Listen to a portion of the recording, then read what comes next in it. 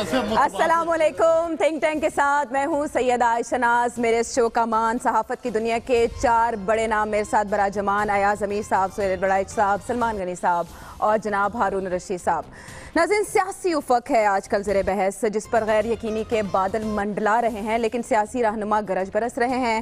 اس میں آصف علی زرداری کو ہم دیکھتے ہیں، وہ 2018 میں حکومت بنانے کے لیے پرعزم ہیں. وہ کہہ رہے ہیں کہ اگلی حکومت ان کی ہے.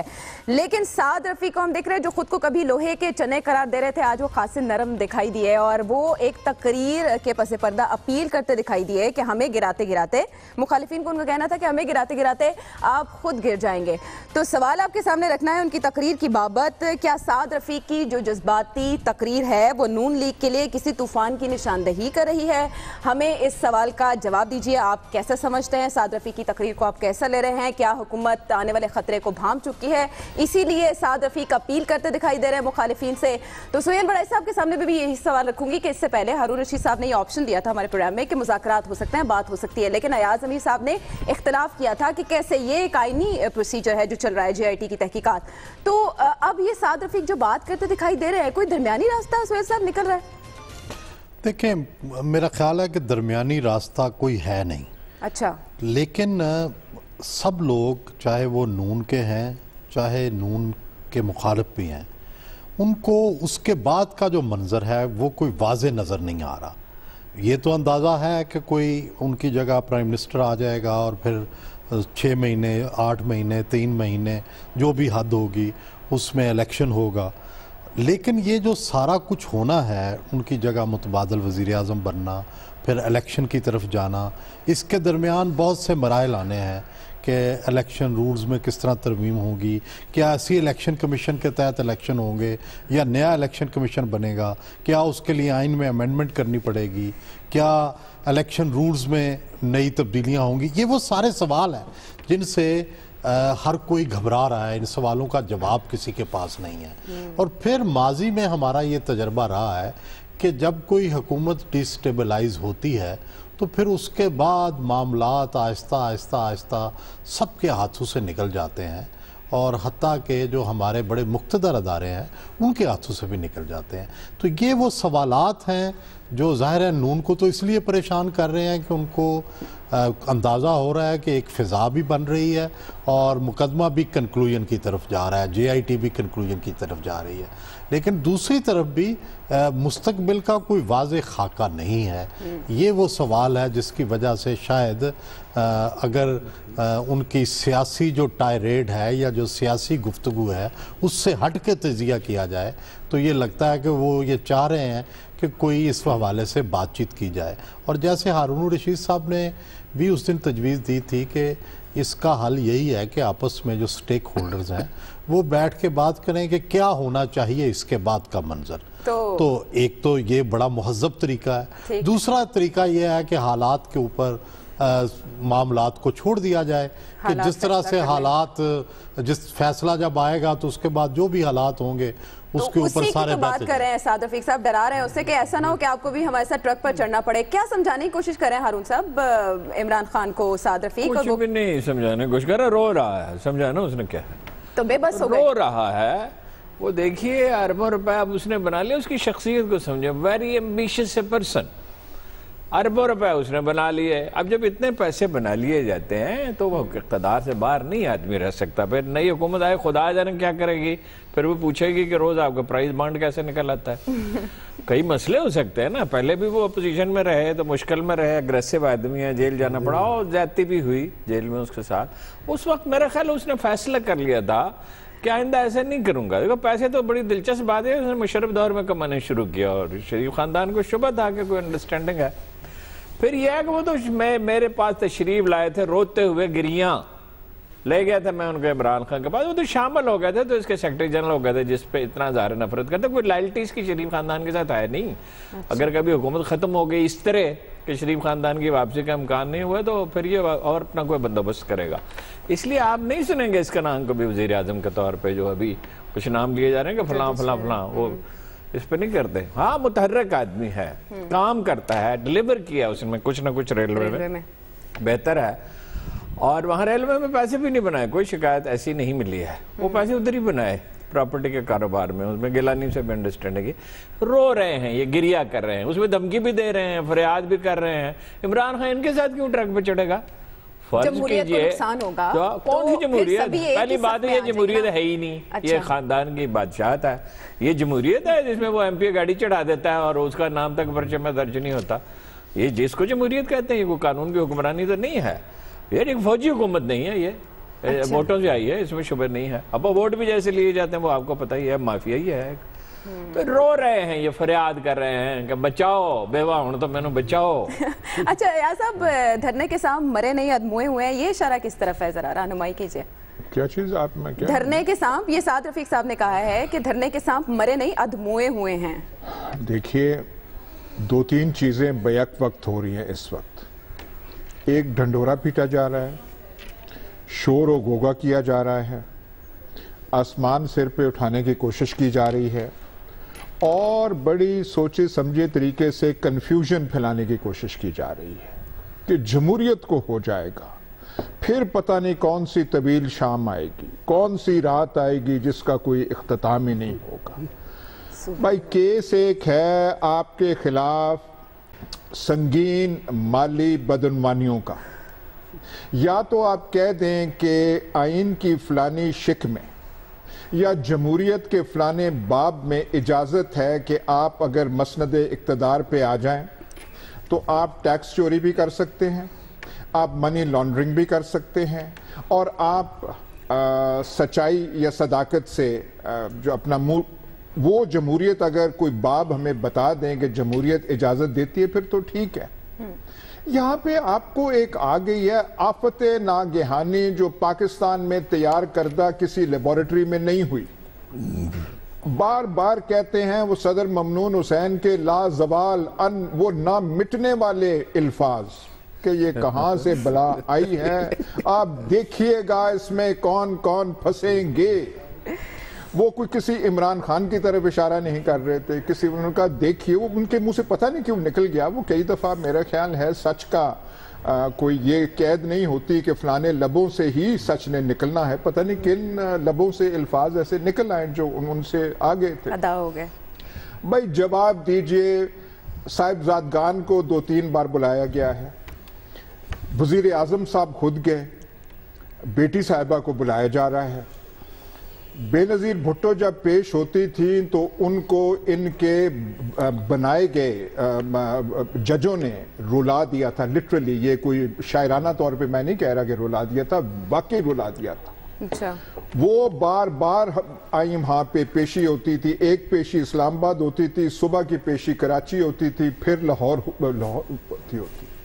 ان کی پیشی صرف ان کو بلایا گیا ہے 2-3 بار، اوئے ہوئے، اور جو یہاں پہ رونا دھونا شروع ہو گیا ہے اور ایسے ان کا وہ کر کے، اور کئیوں کی تان ٹوٹ رہی ہے وہ جمہوریت پہ، کئیوں کی اس پہ کس پہ وہاں پہ ٹوٹ رہی ہے کہ کیا ہوگا. صرف ان کو دیکھیے، اٹک فورٹ برداشت نہیں کر سکتے تھے. وہ نوابزادہ نصر اللہ خان ARD بنا رہے تھے، پتہ تب چلا کہ سوٹ کیس بند ہو رہے ہیں اور جہاز پہ چڑھائے جا رہے ہیں. یہ بات ہارون صاحب ٹھیک ہے؟ یہ اس میں کیا سارا ملک اس کا گواہ ہے؟ یہ ایسا ہے، یہ سارے وہ اپوزیشن والے بیٹھے ہوئے آپ گواہی بھی ہارون صاحب سے ہی لیتے ہیں. پتہ بغل میں سلمان صاحب بھی بیٹھے انہیں 2-3 دفعہ حالانکہ اب یہ بھی مائل ہیں گواہی دینے پر. 2-3 دفعہ ان کو بلایا گیا ہے. پر دیکھیے، ملک کا وزیر اعظم عید منانے آپ جا رہے ہیں لندن، ٹھیک ہے آپ جائیں، وہاں پہ پریس سے بات کرتے ہیں. کسی عرب دنیا کے حالات پہ گفتگو نہیں کرتے، یمن کی جنگ پہ نہیں کرتے، جو مسلم دنیا کا جو شورش ہے اس پہ نہیں. کیا ہے ہمارے خاندان کے جو ہیں حالات وہ کھنگالے جا رہے ہیں. ہم سن 47 سے پتہ نہیں کیا، ہم راکفیلر سے بھی بڑے تھے، اب جو ہے ہمارا کیا.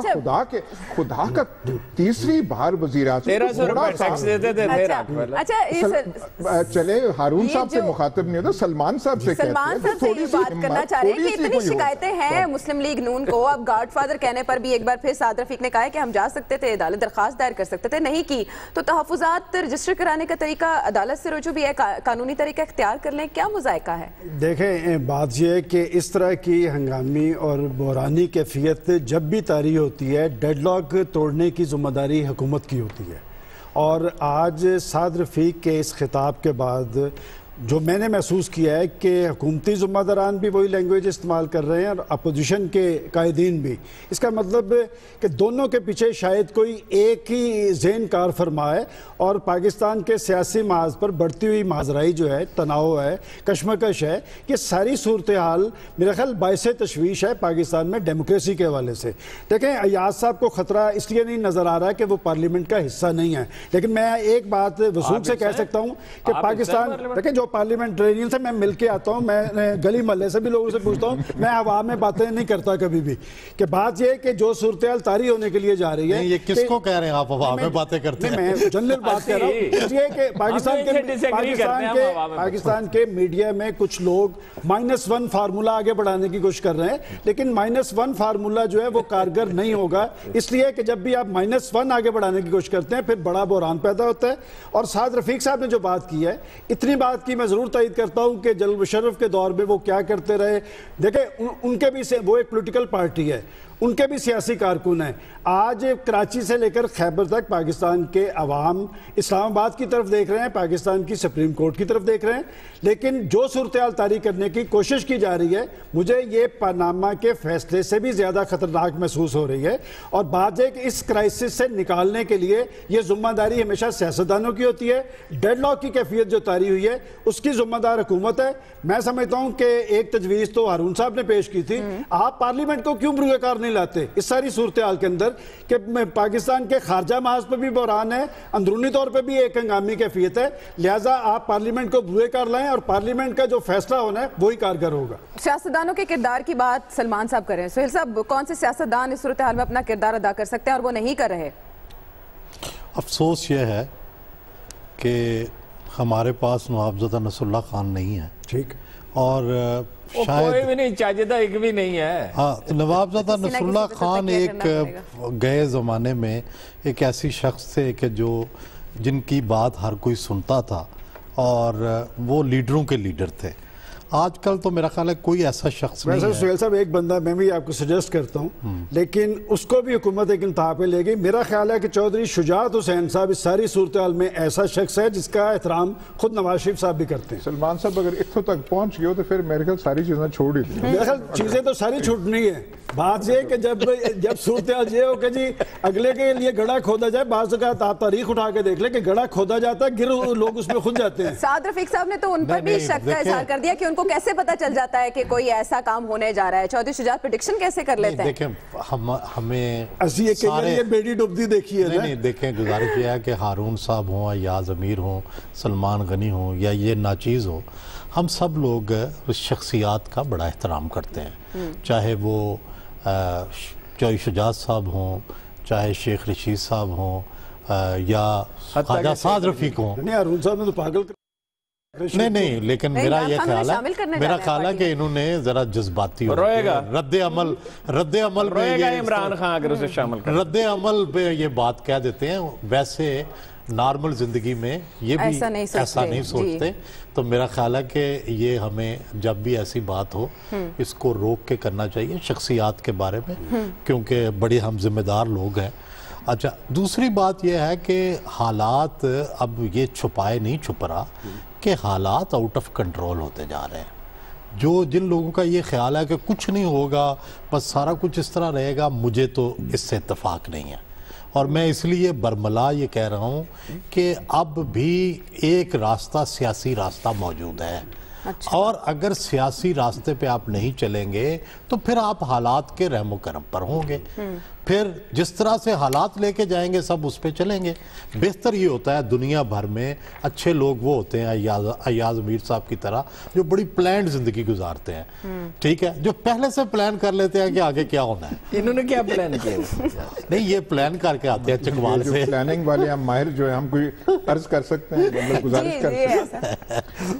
سر یہ کوئی پیپلز پارٹی یا پی این اے کا بحران ہے جو آپ کہہ رہے ہیں کہ پارلیمنٹ آئے اور درمیانی راستہ اور سارے سیاستدان مل جائیں؟ اگر کوئی آج الیکشن کس نے لڑنا ہے؟ سر میری گزارش سنیں، آپ اس موقع پہ جا سکتے ہیں میاں نواز شریف صاحب کے پاس اور آپ کہہ سکتے ہیں کہ جناب والا بڑے وہ کالے بادل نظر آ رہے ہیں تو ذرا اگوں دی گل اسی کر لئیے، وہ آپ کو بات بھی آپ کی سنیں گے۔ یہ کوئی پریکٹیکل یا ریئلسٹک، سر میری گزارش ہے کہ کوئی ریئلسٹک بات ہے۔ اگر کوئی آج کے زمانے کے نوابزادہ نصر اللہ خان آنے ہیں، انہوں نے کیا جے آئی ٹی سے بات کرنی ہے؟ مذاکرات تو وہاں اس سے ہوں گے، آپ جے آئی ٹی سے کہیں گے کہ جی کوئی درمیانی راستہ کر دو تو سے نہیں، یہ نہیں کہہ رہے ہم، یہ نہیں کہہ رہے۔ دیکھیں گزارش وہ تو کہہ رہے ہیں کہ اگر مجھے ان کی بات کا جواب دے لیں، گزارش یہ ہے کہ ایاز امیر صاحب جو ہیں یہ ایک ہی بات پہ لگ گئے ہیں، اور وہ ہے کہ بس جو جے آئی ٹی نے ملک کی تقدیر کا فیصلہ کرنا ہے، جے آئی ٹی نے لیڈرشپ کا فیصلہ کرنا ہے، جے آئی ٹی نے الیکشن کا فیصلہ کرنا ہے، جے آئی ٹی نے تھنک ٹینک کے فیصلے کرنے ہیں۔ نہیں، آپ تو ہر چیز جے آئی ٹی پہ ڈال دیتے ہیں۔ جے آئی ٹی کا ایک بھائی الیکشن جو ہے نا، دیکھیں الیکشن جے آئی ٹی نے نہیں کروانا۔ آپ غلط انٹرپریٹ، نہیں، میں اجازت ہے نا مجھے اپنی مرضی کی انٹرپریٹ کرنے کا۔ دیکھیں گزارش یہ ہے کہ آپ الیکشن کا فیصلہ جے آئی ٹی پہ نہیں ڈال سکتے۔ انہوں نے نہیں کہا، انہوں نے کیس کا کہا ہے کہ اس معاملے جو بڑا میجر بنیادی تنازع، سر آپ مل چکے ہیں دونوں، آپ دونوں مل کے اس ملک کو بحران کی طرف لے کے جانا چاہتے ہیں۔ یہ آپ کی وجہ سے ہے۔ جے آئی ٹی کے ساتھ مل گئے، خدا کے بندے بات کرنا، مجھ سے بالکل آپ غلط بات منسوب کر رہے ہیں۔ میں نے یہ کبھی کہا ہی نہیں کہ مذاکرات سے مسئلہ حل ہو سکتا ہے۔ میں نے یہ کہا تھا اگر یہ دانا ہوتے تو بات کر سکتے تھے مگر کچھ چیزوں کے بارے میں، کیس کے بارے میں نہیں، مگر ان کی تو ایسے توقع ہی نہیں۔ یہ ریجڈ لوگ ہیں، عمران خان بھی ریجڈ ہے، یہ بھی ریجڈ۔ اچھا، عوام ایسی صورتحال میں کیا سوچتے ہیں کہ سعد رفیق جو آج بڑے ہمبل دکھائی دیے اور ایک طرح سے التجا یا اپیل ہی کر رہے تھے، جذباتی تقریر ان کی تھی، تو کیا یہ حکومت کے لیے کسی طوفان کی نشاندہی ہے؟ 66% عوام یہ سمجھتے ہیں کہ ہاں جی ایسا ہے، جبکہ 34% ایسا نہیں سمجھتے۔ بریک کے بعد جب ہم واپس آئیں گے تو بات کریں گے دی کانٹریکٹر کی۔ جی ہاں، کتاب ریمنڈ ڈیوس کون کون سے پہلو آشکار کرتی ہے؟ بریک کے بعد۔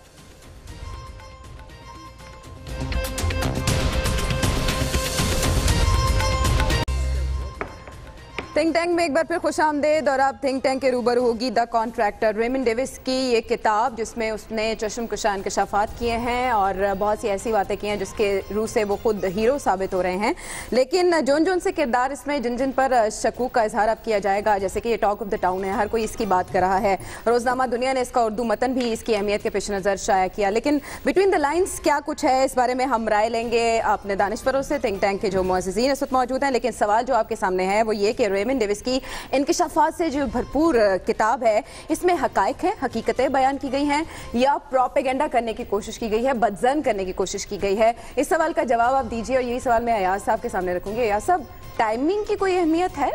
نہیں، دیکھیں اس میں مین چیز جو ہے، اس نے کتاب کسی سے گوسٹ رائٹر کوئی ہے، کچھ پیسے کے عوض وہ ہو گئی، وہاں پہ کتابیں بکتی ہیں، وہ ایک کام ہے، پروفیشنل کام ہے یہ۔ مین جو چیز جو ریمنڈ ڈیوس بتاتا ہے وہ ہمارے لیے بطور قوم کوئی باعث فخر نہیں ہے، کیونکہ وہ جب اپنی رہائی کی داستان بتاتا ہے اور خاص طور پہ کوٹ لکھپت وہ جو وہاں پہ عدالت بنتی ہے اس کا جو منظر کھینچتا ہے، وہ تو کوئی پاکستانی پڑھے تو اس کا سر جو ہے شرم سے جھک جاتا ہے۔ ان لوگ جو تھے جو متاثرین تھے 16 سے لے کے 18، اور وہ صرف دو وہ نہیں تھے جنہوں نے مبینہ طور پہ اسے ریمنڈ ڈیوس کو کوشش کی تھی روکنے کی۔ ایک تیسرا آدمی بھی جہاں بحق ہوا تھا، جب وہ گاڑی پیچھے سے ایک اور آئی تھی مدد کے لیے، وہ بھی وہاں پہ مزنگ چنگی کے پاس کچلا گیا تھا۔ تو متاثرین جو ہیں وہ 3 فیملیز تھیں۔ ان کو دیت پہ وہ راضی نہیں کیا گیا، گن پوائنٹ پہ ریمنڈ ڈیوس کہتا ہے کہ ان کو وہ کیا تھا، وہ باعث ہے۔ اور وہ یہ بھی لکھتا ہے کہ میرے ساتھ جو امریکی خاتون بیٹھی ہوئی تھی ایمبیسی کی، اس نے بھی مجھے کہا کہ دیکھو سب سے زیادہ جو افسردہ ہیں وہ عورتیں ہیں جو ان 16-18 لوگوں میں ہیں، ان کی حالت تم اب وہ امریکی خاتون اس کو کہہ رہی ہے، اور جو انکار کرنا چاہتے تھے جو وہ تیسرا آدمی جو جہاں بک ہوا تھا مزنگ چنگی کے پاس، اس کے خاندان والے کسی سمجھوتے کی طرف نہیں تھے، ان کو زبردستی جو ہے وہ مجبور کرایا گیا ان کے۔ اچھا ایک اور چیز، وہ جو وکیل تھا کوئی بٹ صاحب تھے جو کہ ان کی ساری وہ کر رہے تھے، وہ ان کو اس کوٹ لکھپت کی وہ جو کوٹ ہے یا ٹرائل ہے، اس سے پہلے ان تمام لوگوں کو روپوش کر دیا گیا، ان کو گرفتار کر دیا گیا، اور اتنے عرصے تک وکیل جو ہے وہ اس اپنے موکلین کو مل نہ سکا، اور جب وہ وہاں وہ سو کالڈ نام نہاد عدالت میں کوٹ لکھپت جیل میں آئے، وہ تب بھی وکیل سے بات نہیں اسد منظور بٹ صاحب کی بات کر رہے ہیں، اسد منظور بٹ کی۔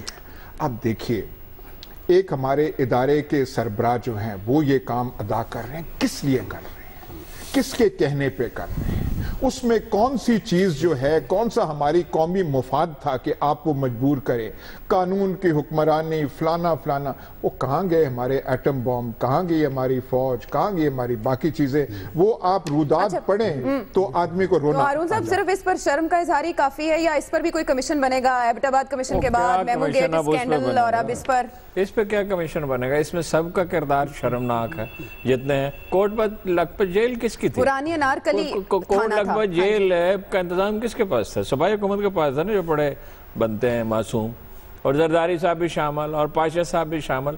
بات ہے جب آپ بھیک مانگتے ہیں، جو قومیں معاشی طور پہ اپنے قدموں پہ کھڑی نہیں ہوتی، ان کی کوئی آزادی نہیں ہوتی۔ آزادی جو دیکھیں ترکوں کو کیوں نہیں اس طرح ڈومینیٹ کر لیا جاتا ہے؟ ایون ملائیشیا جیسا چھوٹے سا ملک جو ہے وہ بعض اوقات کھڑا ہوتا ہے اور اپنے ڈٹ کے بات کرتے ہیں۔ ہمارے تو خیر یہ بہت ہی گندے لوگ تھے، گئے گزرے بھی، مگر جب آپ ہر وقت بھیک کا ہاتھ پھیلائے رکھتے ہیں تو آپ کی کیا خودداری ہے؟ بعض مواقع پہ فوج نے ریزسٹ کیا، مثلا سلالہ چوکی پہ حملے کے بعد 7 ماہ کے لیے سپلائی بند رکھی گئی، اس وقت امریکی روتے رہے، پریشرائز بھی کیا لیکن نہیں مانے۔ لیکن آپ کوئی ملک جو آزادی چاہتا ہے، بس سیاستدان جو ہیں وہ بھی اچھے نہیں ہیں، اور لیڈر بھی، اور فوجی قیادت کا بھی رول ایسے ہی تھا، تو اس کے لیے ضروری ہے کہ وہ اپنے پاؤں پہ کھڑا ہو۔ سوہیل صاحب اگر اس میں پاشا صاحب کا نام نہ ہوتا تو یہ تو سیاستدانوں کے خلاف ایک ریفرنس ثابت ہو سکتی تھی کتاب۔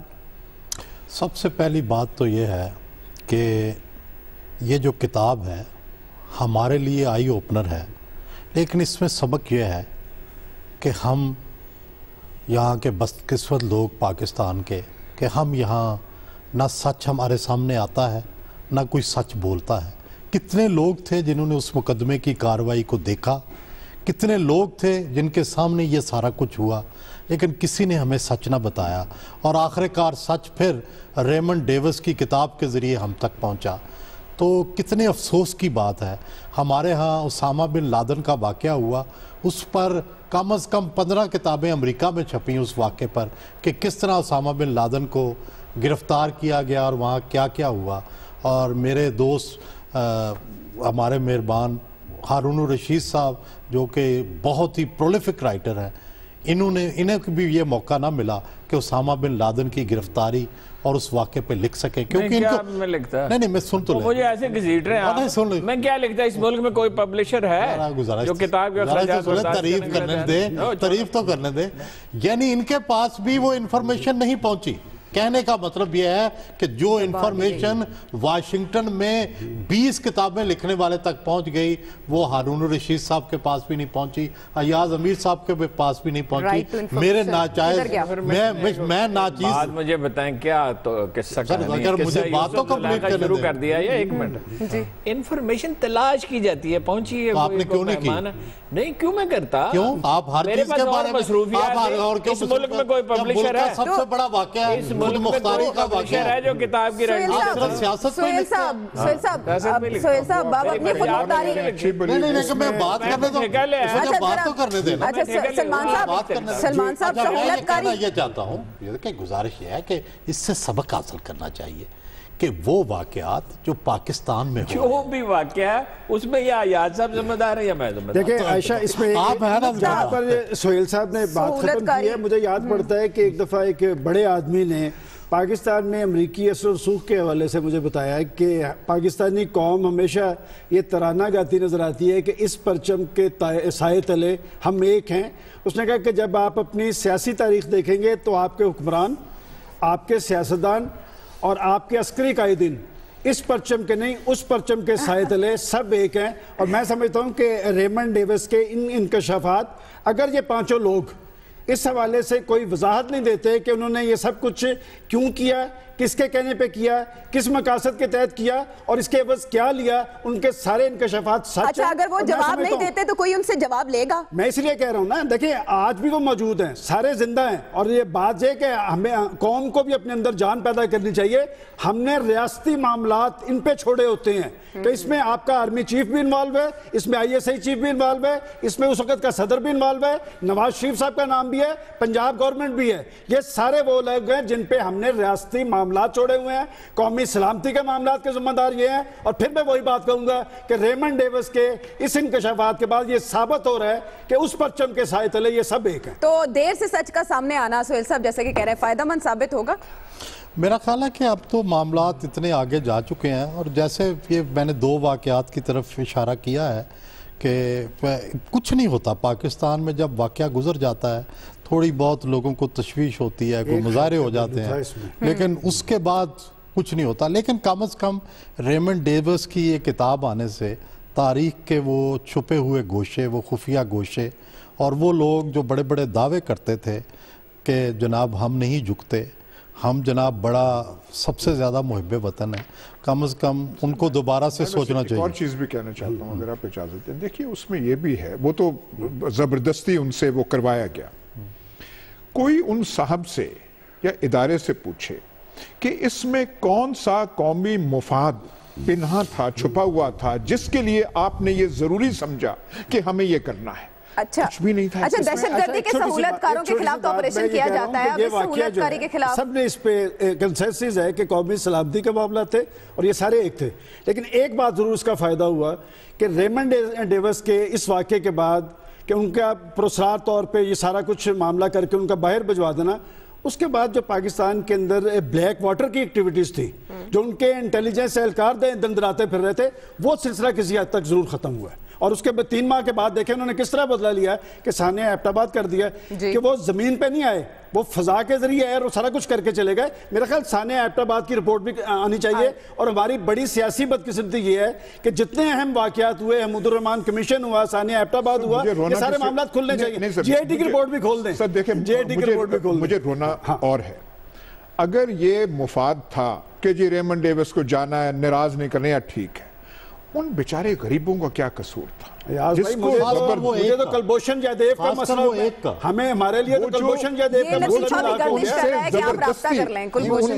اٹھا لیا گیا، ان کو چھپا کے رکھا گیا، انہیں وہاں اس نام نہاد عدالت کے سامنے گن پوائنٹ پہ رکھا گیا اور کہا کہ اگر تم نہیں مانو گے تو پھر سوچ لو تمہارے ساتھ کیا ہوگا. بالکل ٹھیک ہے. لیکن یہ ایک مسئلہ ہے. تو دوسرا کلبھوشن جیدیو بھی ہے کہ بعد اس کے انکشافات سامنے آ گئے اور میں سمجھتا ہوں کہ اس کو بھی اس کے انجام پہ پہنچانا چاہیے، نہیں تو عالمی پاورز پھر آپ پہ سر انداز ہو رہی ہیں. اچھا، راجہ ارشاد جو لواحقین کے وکیل ہارون صاحب وہ کہتے ہیں کہ یہ کتاب لکھوائی گئی ہے ریمنڈ ڈیوس سے، مطلب ان کے حقیقت ایسی نہیں ہے، وہ جھوٹ بول رہے ہیں، بہت سی باتیں ایسی گن پوائنٹ پر خصوصاً یہ راجہ ایجنسی لکھوا سکتی ہے، امریکہ کی ISI لکھوا، وہاں کی ایجنسی لکھوا، CIA لکھوا اس میں جو ان صاحب کا نام جو آ رہا ہے وہ کوئی سنہری حروف میں نہیں آ رہا، جن کا آپ نام لے رہے ہیں نا، یہ راجہ ارشاد کا کہنا ہے. راجہ ارشاد کا نام جو ہے اس سارے ماجرے میں سنہری حروف سے نہیں آیا. انہوں نے وہاں پہ انہوں نے جج کو بات سنے، وہ پیش کیا تو اور کہا دیکھیں جی یہ سب مانے ہوئے ہیں، ان سب کے دستخط ہیں. جناب والا CIA کیوں لکھوائے گی، اسے کیا حاصل ہوگا؟ پاکستان کی سچویشن میں ظاہر ہے اس وقت ساتھ ہو گئے نا، بالکل لغ بات ہے. یہ راجہ صاحب کہہ رہے ہیں نا ہارون صاحب، وہ وکیل جھک مار رہے ہیں، ان کا تو خود ہے نام مانے، وہ تو خود ہے نا.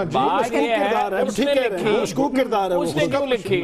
امریکی مارکیٹ میں اس طرح کی کتابیں بڑے پیمانے پہ بکتی ہیں، اس کو کوئی $1 ملین یا $5 لاکھ کوئی رائلٹی ملی ہوگی. ایک آدمی اس نے ڈھونڈا کہیں سے کوئی لکھنے والا جو وہاں میسر ہیں، اور وہ کتاب کچھ اس نے ریسرچ کی ہوگی، کچھ اس سے انٹرویو کیا ہوگا اور کچھ پیسے اس کو مل گئے اس کے انٹرسٹ میں. اس کا نام لکھا ہوا ہے، میں نے پہلے کہا تھا گوسٹ ریٹن، اس کا نام لکھا ہوا ہے کہ اس کے ساتھ مل کے. باقی یہ ہے کہ اس میں اینگل بہرحال امریکی ہے، ظاہر ہے، اور وہ ایڈٹ کیا گیا اور سی آئی اے نے آسانی سے اس کو نہیں اس نے لکھا ہے کہ مجھے سی آئی اے نے کچھ چیزیں لکھنے سے روکا ہے.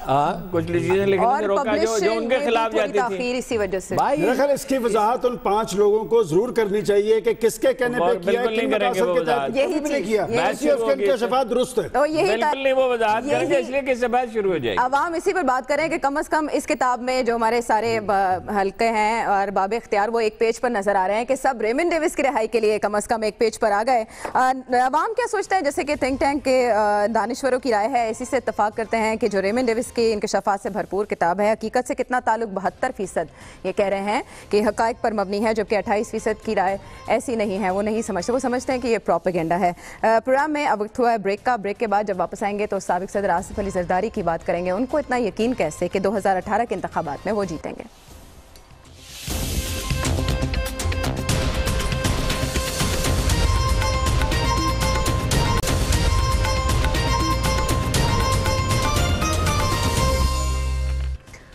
ویلکم بیک ٹو دا شو. اور اب بات سابق صدر آصف علی زرداری کی، جو یہ کہتے ہیں کہ اگلی حکومت ان کی ہوگی. بلاول بھٹو اس سے پہلے کہہ چکے ہیں کہ پیپلز پارٹی نے ہمیشہ مخالفین کی بات کو، دعووں کو غلط ثابت کیا ہے. اب کی بار بھی کیا ایسا ہوگا؟ یہی سوال آپ کے سامنے رکھنے جا رہے ہیں کہ آصف علی زرداری جو اگلی حکومت بنانے کا دعویٰ کر رہے ہیں، یہ کوئی خفیہ حکمت عملی ہے یا وہ محض غلط سوچ رہے ہیں، خام خیالی ہے ان کی؟ آپ اس بات کا جواب دیجئے کہ کوئی خفیہ پلان ہے ان کے پاس، کامیابی کا نسخہ ہے، یا وہ صرف غلط سوچ رہے ہیں، خام خیالی ہے، غلط ثابت ہوگی. اور یہ ہارون صاحب کے سامنے سوال. ہارون صاحب، مفاہمت کے چیمپئن سمجھے جاتے ہیں آصف علی زرداری. کوئی نمبر گیم، کوئی حکمت عملی ان کے پاس ہے؟ کھیل ختم ہو چکا، جل بھی چکے پروانے، ہو بھی چکی رسوائی، اب خاک اڑانے کو بیٹھے ہیں تماشائی. بس یہی. جی سہیل صاحب، میرا خیال ہے پنجاب کا تو ان کا کوئی چانس مجھے نظر نہیں آتا. تو پنجاب ہی تو اقتدار تک لے کے، ایوان اقتدار تک لے کے جاتا ہے. پنجاب میں چانس نہیں تو پھر کیسے آئیں گے حکومت میں؟ میرا یہ خیال ہے کہ ان کو یہ خدشہ ہے، اور کسی حد تک یہ خدشہ صحیح ہے، کہ اس دفعہ سندھ میں بھی ان کی حکومت بننے نہیں دی جائے گی. حالانکہ سندھ میں اگر فیئر اینڈ فری الیکشن ہو اس وقت تو کوئی بڑا چیلنج زرداری صاحب کو نظر نہیں آتا. لیکن انہیں یہ ڈر ہے، یہ خدشہ ہے، جس طرح وہ سندھ کا دورہ کر رہے ہیں، جس طرح سارے فریقوں کو اپنے ساتھ ملا رہے ہیں، انہیں یہ خدشہ ہے کہ یہ سندھ بھی کہیں جو ہے ہاتھ سے نہ جائے. تو لیکن اپوزیشن میں ہونے کے باوجود چیئرمین سینٹ ان کا بن گیا ہے اعظم امیر صاحب. حکومت، اگلی حکومت میں وزیر اعظم بھی بن سکتا ہے. دیکھیے جی، ایسے وہ تو کیا دل کو خوش کرنے کے لیے وہ خیال وہ اچھا ہے، وہ تو ایسے. لیکن وہ اور چیزیں بھی آج کل اس دورے میں کہہ رہے ہیں. انہوں نے یہ بھی کہا ہے کہ یہ جو شریف ہیں بڑے ناشکرے ہیں، ہم نے ان کے لیے یہ کیا 18ویں ترمیم ہم نے کی، فلانا کی. اب انہیں تھوڑا ملال بھی ہو رہا ہے کہ ہم نے اتنا کچھ کر گئے، کیونکہ جو رائز آف دا شریفز ہے، یہ جو تیسرا، اس میں زرداری صاحب اور پیپلز پارٹی کا بہت بڑا رول ہے. انہیں حکومت 2008 میں پنجاب میں نہ ملتی اگر پیپلز پارٹی ایک خاص کردار ادا نہ کرتا. اب انہیں خیال ہے. ٹھیک سلمان صاحب، دیکھیں میں تو یہ سمجھتا ہوں کہ سیاست میں خواہشات کے گھوڑے دوڑانے پہ پابندی کوئی نہیں ہو سکتی. اور سندھ کی بات سہیل صاحب نے کہہ دی ہے. میں 3 صوبوں کے حوالے سے یہ بات کہہ سکتا ہوں کہ پنجاب، پختونخوا اور بلوچستان، اس میں ان کی پارٹی کی نشستیں سنگل ڈیجٹ سے زیادہ نہیں ہوں گی. اچھا. اور ایک بات ان کے آج کے خطاب سے ثابت ہو گئی ہے کہ اب پارٹی کے لیڈر آصف علی زرداری ہی ہیں، بلاول بھٹو نہیں. خواہشات کے گھوڑے دوڑانے میں کوئی حرج نہیں ہے. عوام بھی اسی رائے سے اتفاق کرتے ہیں. سلمان صاحب، عوام کا یہ کہنا ہے کہ یہ خام خیالی ہے. آصف علی زرداری کی 82% ہم دیکھ سکتے ہیں کہ وہ کہہ رہے ہیں کہ یہ خام خیالی ہے، غلط ثابت ہوگی. خفیہ حکمت عملی 18% ایسا سمجھتے ہیں. یعنی کثرت کا یہ خیال ہے کہ آصف علی زرداری غلط سوچ رہے ہیں، وہ محض ایک خیالی دنیا میں بس رہے ہیں، جس کا نتیجہ کچھ بھی ہو سکتا ہے. 2018 کے الیکشن دعوے کرنے میں کیا حرج ہے، کچھ بھی کہا جا سکتا ہے. خیر، پروگرام کا وقت ختم ہوا چاہتا ہے. آپ سے ہوگی پھر ملاقات. تب تک کے لیے اللہ نے کے پاس.